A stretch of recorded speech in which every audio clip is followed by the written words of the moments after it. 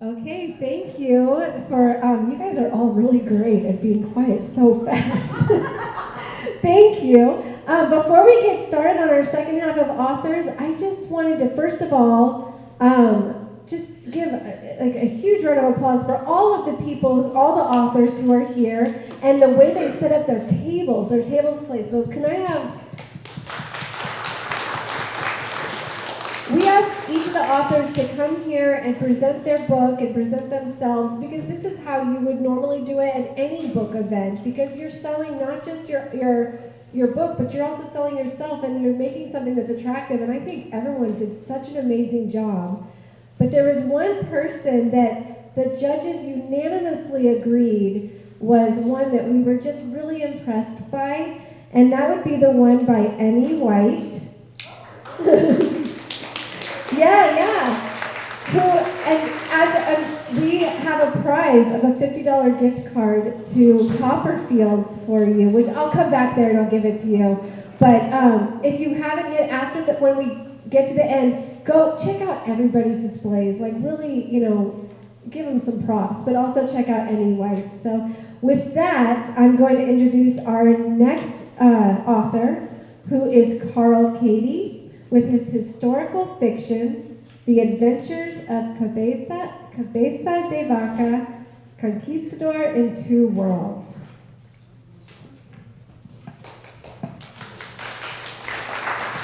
Thank you, Chrissy. Well, she said, my name is Carl Cady. I write fiction and poetry, and I've come today with my latest book, The Adventures of Cabeza de Vaca. And this is a fictionalized account of the life of a 16th century conquistador who became lost in North America and lived with the Indians for nearly 10 years. He was second in command of an expedition of 4 ships and 400 men that became shipwrecked, and only 4 of the original crew survived. Living with the Indians, however, forced him to reinvent himself many times. So he had to reinvent himself as a trader between Indian tribes and as an Indian faith healer, among other things. Now, I wrote The Adventures of Cabeza de Vaca as a series of fictional vignettes with illustrations, and it's all written from his point of view. It's historical fiction, an adventure novel, and it's a tool for educators, because I hope it will inspire students to really learn this exciting history.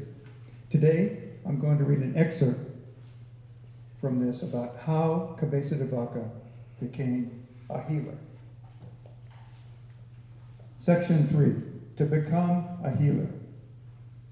When the Mahara rescue us, we are as weak as scurvy sailors. The Indians care for us, share food and shelter. When we recover, the chief tells me, you eat our food and sleep in our tents, but you're useless. He demands we become healers. Blow on the wounds, lay hands on them. I scoff, complain that we are not doctors. It's not medically sound. The chief stomps out, raising his bow and arrow to shoot a squirrel. It drops from the cypress as if struck by God. After that, the tribe withholds our meals. Each day grows more dire, as if our collective canoe had been cast adrift onto a sea of starvation. As my dark heart cries to return to Spain, my heart of light saves me from freefall. I must consider my crew and our survival. If we practice Indian shamanism, we lose our souls. If we don't perform the rituals, we starve. I retreat to the edge of camp to weigh our options. Animal cries and the rush of night wind are as loud as armies in battle. So loud, I hear nothing from the camp. Before long, though, I smell the aroma of frying meat, compelling me to save myself by eating the dead, God's lower creatures. How did I not see it? The wilderness is as hungry as I am. Striving to endure has kept us alive, but it hasn't kept us safe. How much do I risk by Indian faithing? The next day, I enter the tent of a hot, sweating man who clutches his stomach and spits words like musket bullets. Unable to distinguish fever gibberish from language beyond knowing, I put my hands on his chest and blow, saying, "Bless you, my son." Then I recite the Lord's Prayer, followed by an Ave Maria. I pray for him to live so that Christians do not die. I pray for permission to plant the seeds of faith. Heal this man so he can become Christian. The following morning, he strides out and proclaims himself well. He rewards me with an enema blanket, precious shells, and a red cedar bow better than anything I own. 2 days later, I wake to a crackling fire roasting a rabbit.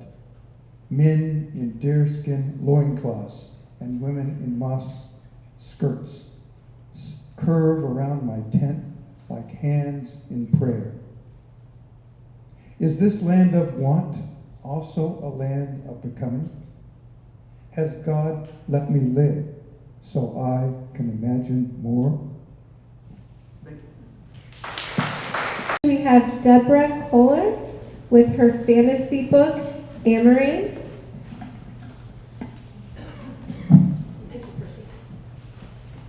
Okay, someone has just appeared out of nowhere in Karen Scott's kitchen. "Are you ready to go?" said the little man that I had to be hallucinating. Dark eyes skewered me from beneath a sea of wild hair.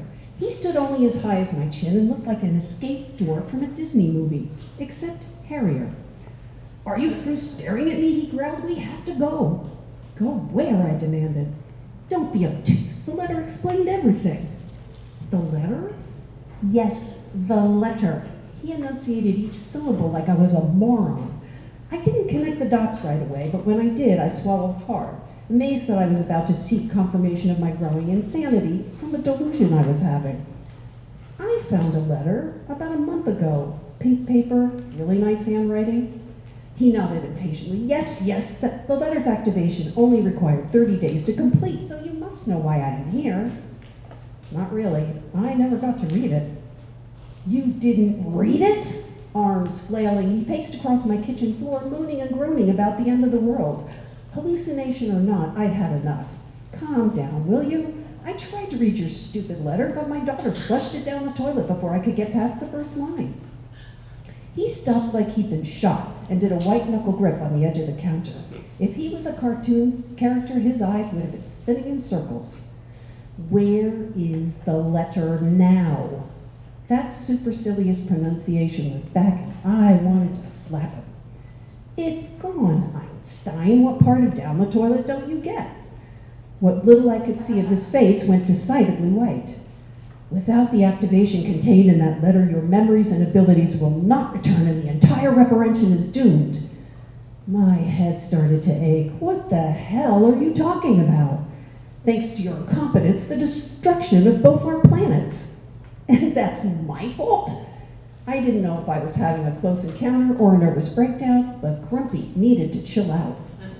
I waved at a chair. "How about some tea and cookies? A snack always puts me in a better mood." He plunked himself down and drummed his fingers on my kitchen table, glaring the entire time it took to refill my mug, pour a fresh cup for him, and arrange a small plate of cookies. I took the seat catty-corner to him and let out a sigh. I consider myself to be a sensible, rational person, yet here I am having a tea party with one of the 7 dwarves. That's pretty certifiable. Grumpy ignored me. He removed most of the cookies from the plate and dipped them one by one into his tea before devouring the soggy mess. I'd seen babies eat with more decorum. When he finished, he finally made eye contact and mellowed his voice for the first time. "You don't remember my name?" I shook my head. He frowned. You recall nothing about why I am here today?" I just stared at him. It was his turn to exhale a huge sigh. "My name is Danaeus. I am a guardian from the planet Amaran, which is linked to Earth by an energy vortex. I came here today to bring you back." He paused, searching my face. "To bring you to your..." His bushy eyebrows drew closer together. "What do you feel right now, apart from this nagging concern about my mental health?" He leaned closer. "When I told you my name just now, you didn't experience anything unusual? Was I supposed to?" He thrust forward so we were nose to nose. I cringed as his hot breath hit my face. "A massive imbalance is developing in the vortex. Without correction, the vortex will implode and Earth and Amaran will be sucked inside and destroyed." "Why are you telling me this?" He banged his fist on the table. "I'm telling you because we need your help to repair the vortex and prevent this disaster." "My help?" I burst out laughing and glanced around. "Okay, where's the hidden camera?" Danaeus leaped out of his chair, red splotches dotting his cheeks. "Be ready for transport tonight at 9 o'clock. I was about to tell him precisely where he could stuff his transport when a blonde-haired guy dressed in blue jeans and a t-shirt materialized across from me, then turned to Danaeus. That's when I noticed the pointy ears. Seriously, an elf and a dwarf? All we needed now were a wizard and a bunch of hobbits. "She never read the letter," Danaeus squeezed out. The cookie pincher paled as he stared at me. "You didn't read it?" I shook my head. "Oh no, this is a nightmare." "I certainly hope so," I muttered. Danaeus shot me a warning look. 9 tonight. Be ready. Be waiting." "Waiting? Waiting where and for what?" They vanished without answering.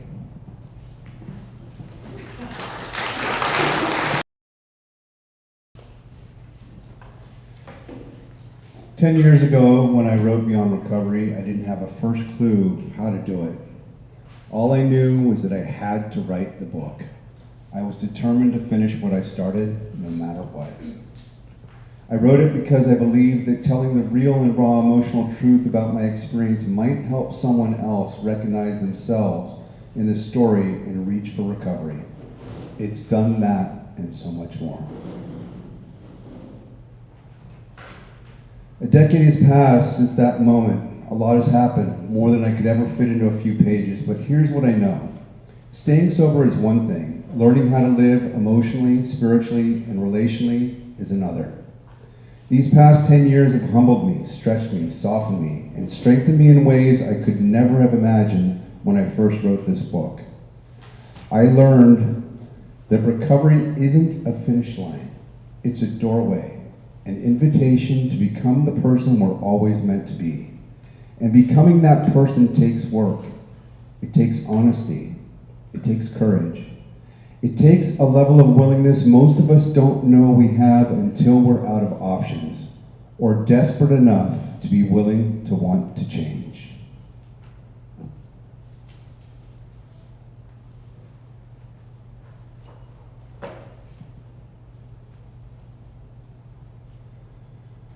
Chapter 22, In God's Hands. On a brisk June morning, I pulled alongside Nicasio Reservoir to write a few words about my brother. I found a quiet spot among the reeds, but still to be still and reflect. As I sat there, waves of emotion overcame me. Tears streamed down my gaunt face, splashing onto the college-ruled page of my spiral notebook. God help me, I cried out, not caring if anyone else was around. Why did you have to take my brother so soon? A few blackbirds flew by, chasing bugs for breakfast. A gentle breeze dried the salty tears from my cheeks as I began to write. Not knowing where my words would go or what would hit the page, I just began to write and write and write. Reflecting on the short life of my youngest brother Seth, a poem came to mind. Then grief punched me in the gut. I wailed out loud, why? Keep going was the voice I heard in my head. that inspired me to press on. For the next half hour, I wrote, but it didn't feel like my words. I was just putting words to paper and was in a zone that was so pure. I paused to read back over what I had just written. It was perfect. Unfortunately, I don't know exactly what happens at that eulogy for my brother. You had to be there.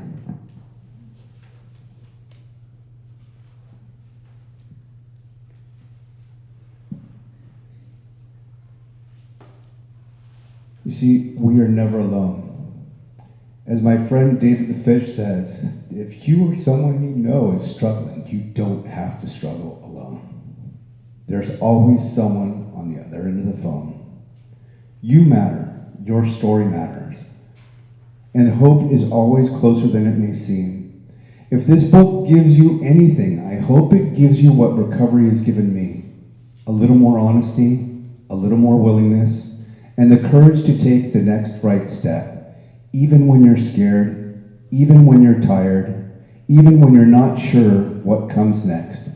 And most of all, courage to not quit before the miracle, especially when you're afraid. Here's to the next chapter, yours and mine. May we boldly step forward with quiet courage and assurance, knowing we don't ever have to live a sober life alone. With love, Sean Langlois. Everything in here, there's fiction, nonfiction, some memoir, some essays, a little bit of everything. I'd like to thank all of you for being here. We all really appreciate that. The book is called The Long Red Hair and Other Short Stories, and I'm going to read a very short story from this book called Disbelief. Standing in the tepid Tahitian surf, silky fish brushing against my bare ankles caused me to look down through the perfectly transparent water. All colors of the rainbow reflected up from the myriad of glowing tropical fishes. Moorea was very sparsely populated in 1987, without even one high-rise building yet constructed on the island.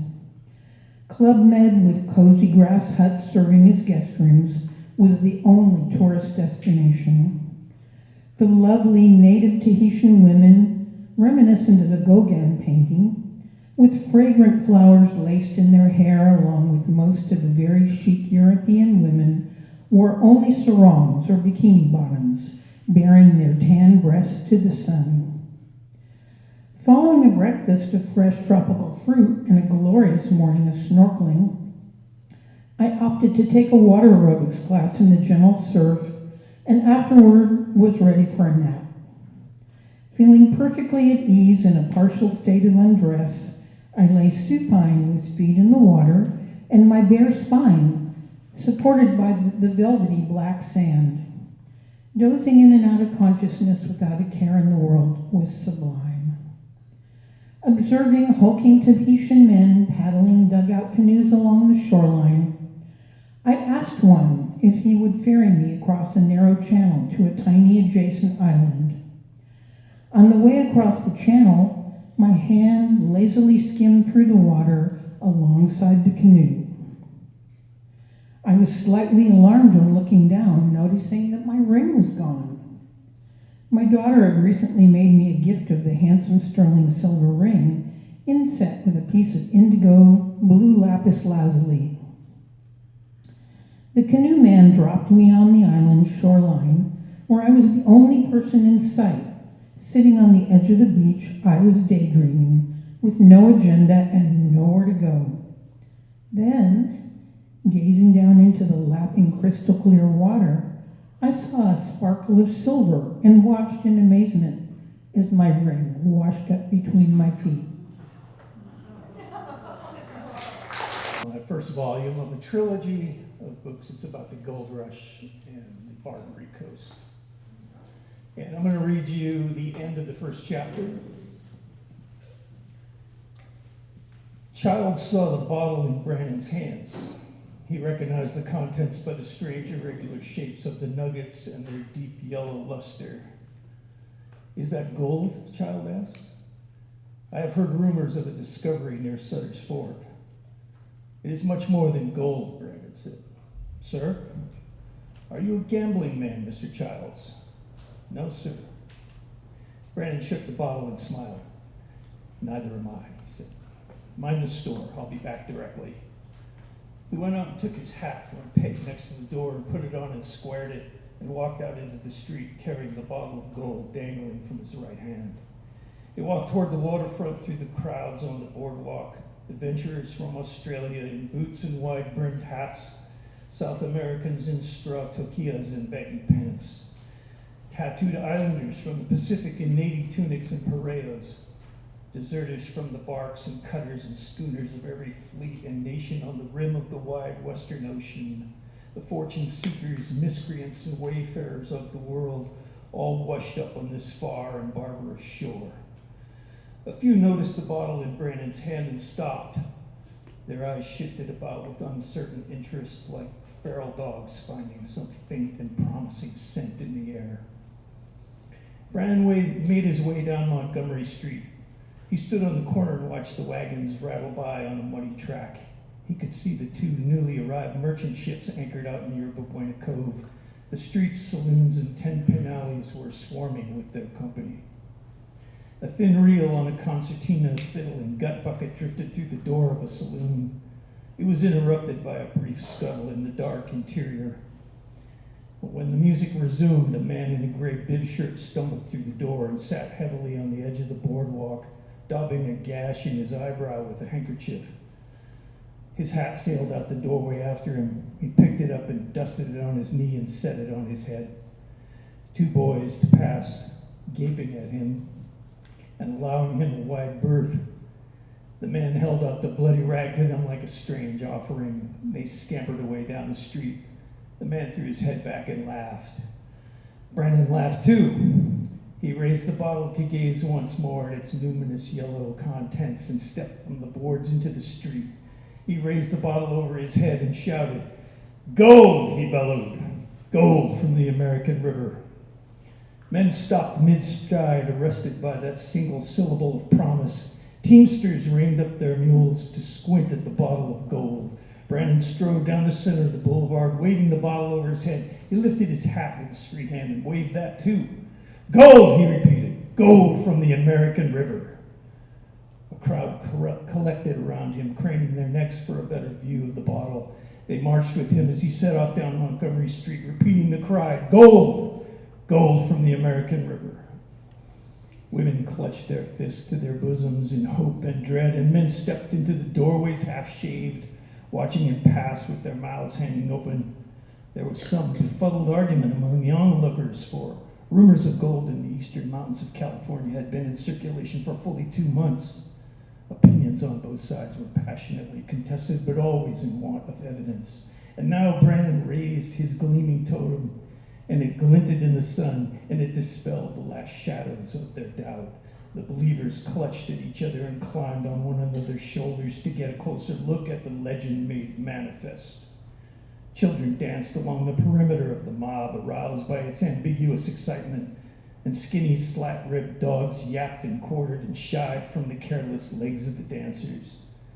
They marched on an apocryphal ceremonial procession. By the time they reached the end of the street, many in the crowd had broken away and run home to pack their belongings and secure tickets on the first ship sailing up the Sacramento River for the gold country. Thank you for your attention. Wow. In 2020, during the pandemic, I condensed 40 years of my journals into a book which I wanted to write to honor the nursing profession. It evolved into much more than that. I'm going to read an excerpt from 1972 as a pregnant teenager, recently moved into a maternity home for unwed mothers. Hospital elevators, January 1972. Looking outward from the inside of the hospital elevator towards the newborn nursery viewing windows is another moment in time that I will never forget. As the elevator doors closed, I watched my firstborn child fade from view, closing the door to that chapter of my life. I wasn't sure if I'd ever recover. It was unlike me to admit I couldn't do something. I knew it wasn't for lack of ability to love and care for him.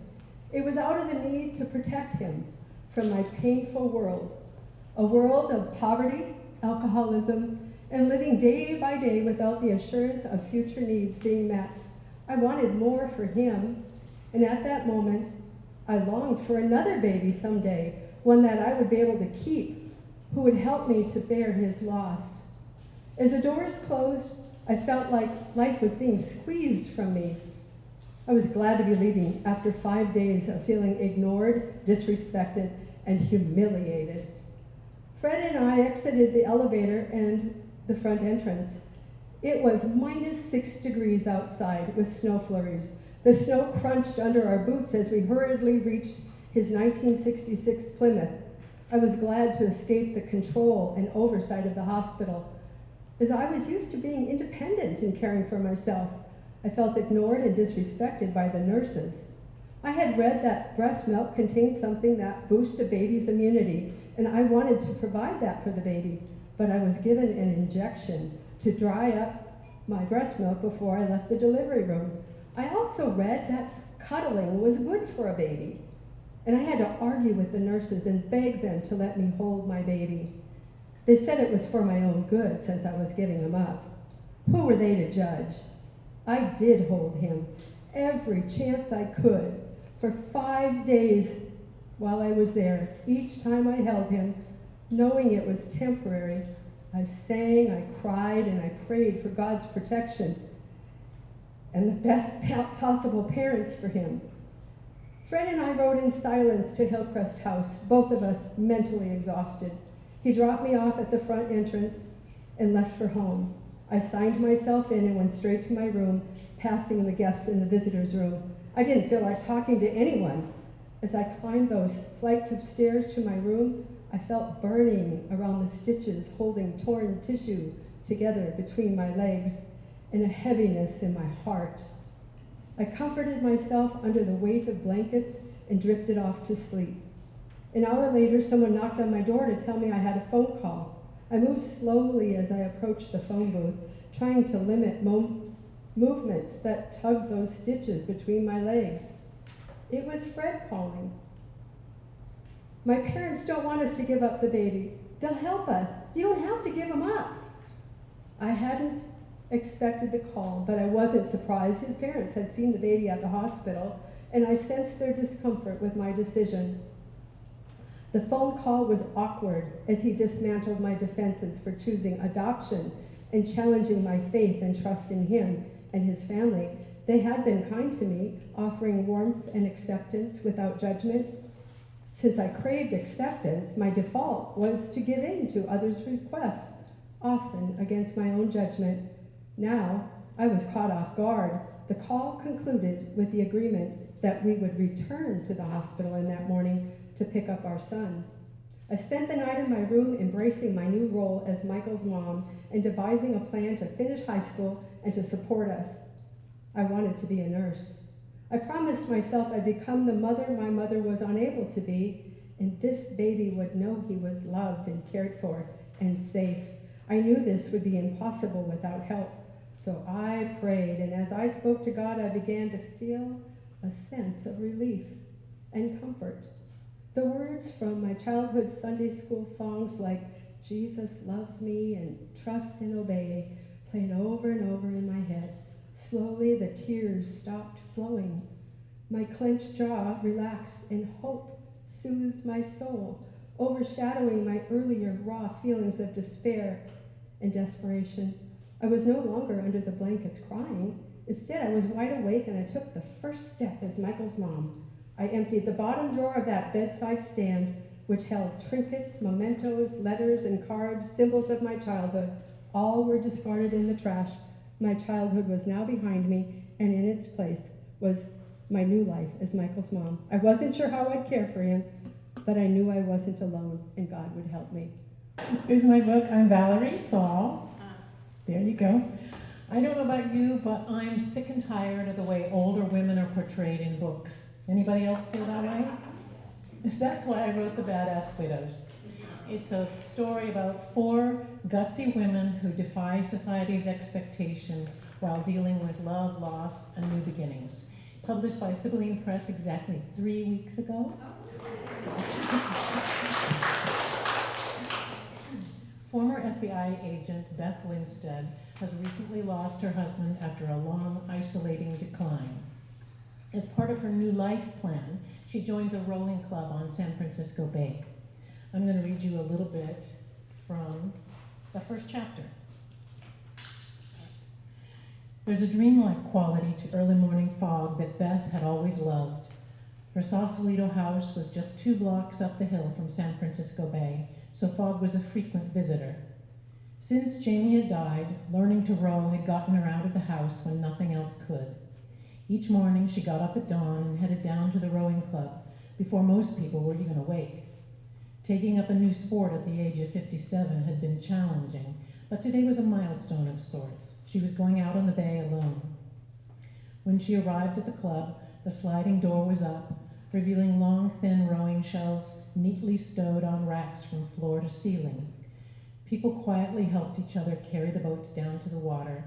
Many of the members were women over 50, healthy-looking, imperfect bodies, friendly smiles, not given to gossip or chatter, at least not here. It was a quiet sort of beehive appropriate to the dawn. Short maneuvering strokes brought Beth out of the club's marina and into the Sausalito Channel, where she turned southeast towards the Golden Gate Bridge. She took 20 strokes, then congratulated herself for the 2 or 3 good ones. Not too much splashing, straight wake off the stern. Periodically, she checked over her shoulder for obstacles. It had been hard to get used to rowing backward. She had to avoid the motley collection of boats anchored on either side of the channel like ghosts in the fog. Some were well-maintained, others looked like the setting for a Stephen King movie. 15 minutes later, she neared the end of the channel where it opened into San Francisco Bay. Only a few boats were anchored here because the water was usually choppy. As she maneuvered among them, there was a muffled banging sound that was out of place. But Beth suppressed her natural curiosity, brought her attention back to the boat, and relished a long, sweet glide. 3 harbor seals paused to observe her before disappearing without a ripple. The fog lifted a little, and the orangey-red sun rose behind Alcatraz and glittered off the water. Excuse me. Beth closed her eyes and imagined rowing past the Sausalito Promenade and out under the Golden Gate Bridge. How long would it be before anyone even noticed she was missing? Jamie didn't need her anymore. She didn't have a job to go to. Her daughter Marley probably wouldn't notice for weeks.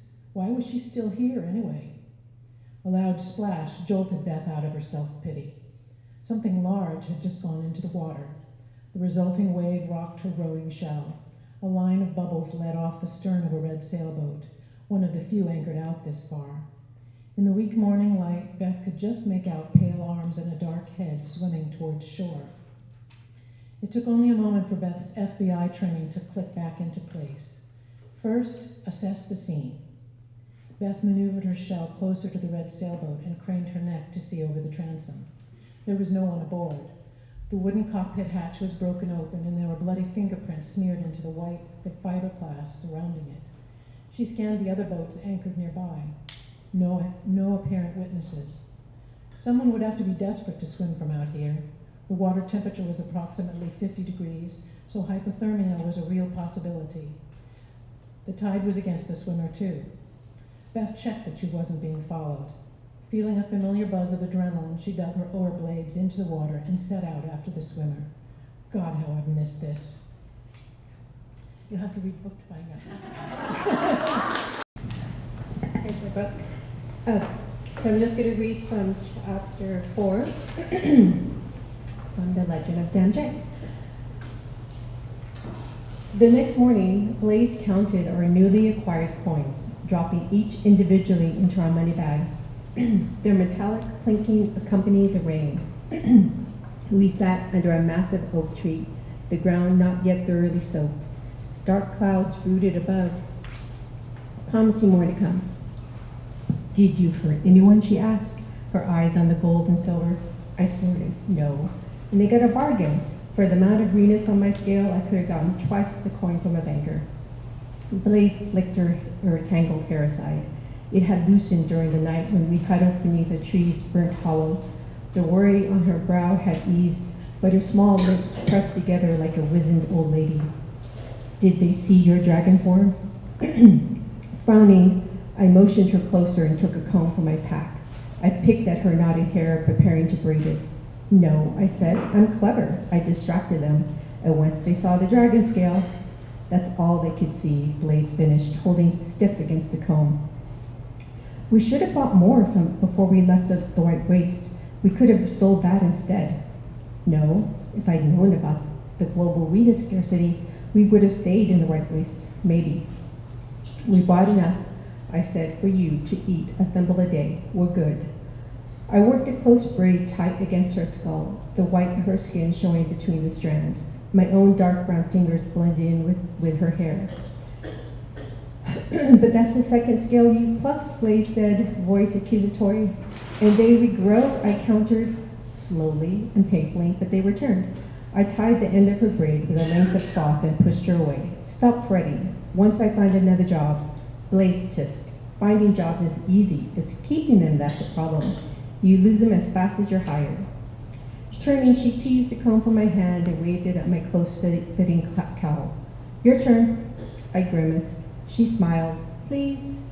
Sighing, I said, I'm relenting because you're cute. I lowered my hood and shook out my hair. Blaze beamed, but then scrunched up her nose as she positioned herself behind me. It stinks. Is that mold? I growled. Just braid it. She continued to make disgusting noises, muttering about my lack of personal hygiene. To distract her, I offered, we should head to Da.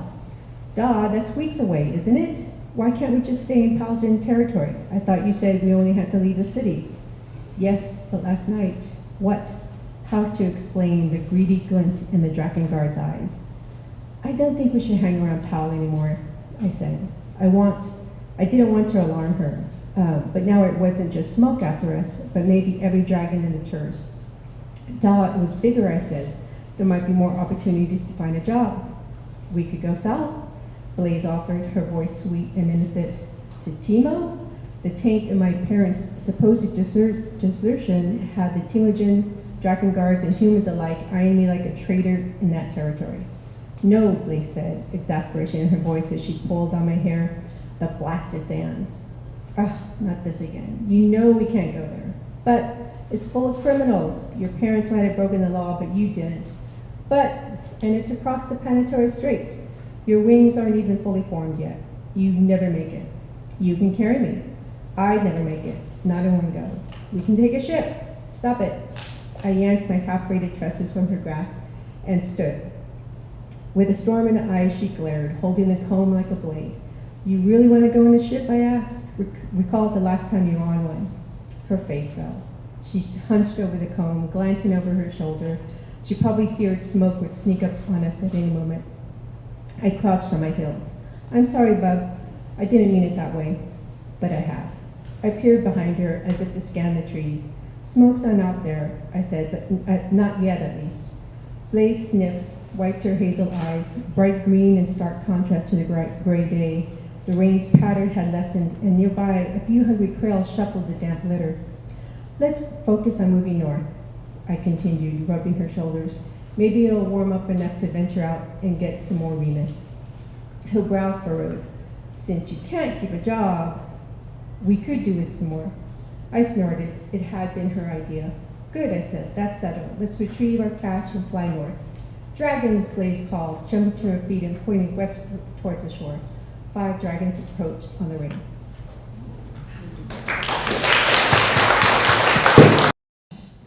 I'm a writer who loves California, and I love writing about it. My previous novel was called The Bar Pilot, and it features a bar pilot on San Francisco Bay. These are the guys and the women who get on board the big ships coming in and out of the harbor.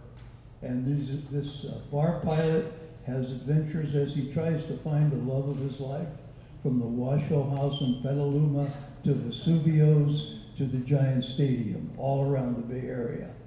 And almost by way of equal time, I had to write one set in Los Angeles.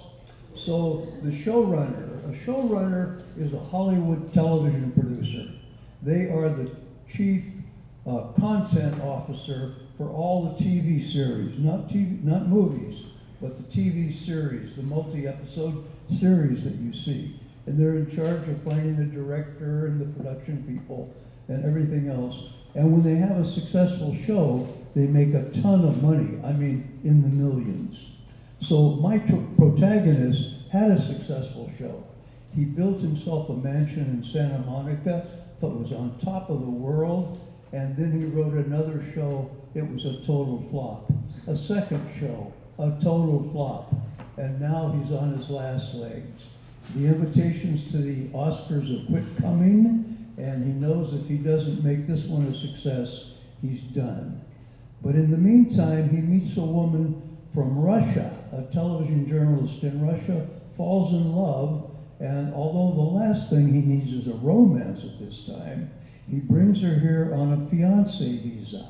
On a fiance visa, the fiance comes to the United States, and if he or she marries her would-be spouse within the 90 days, they stay, and if not, they have to go back.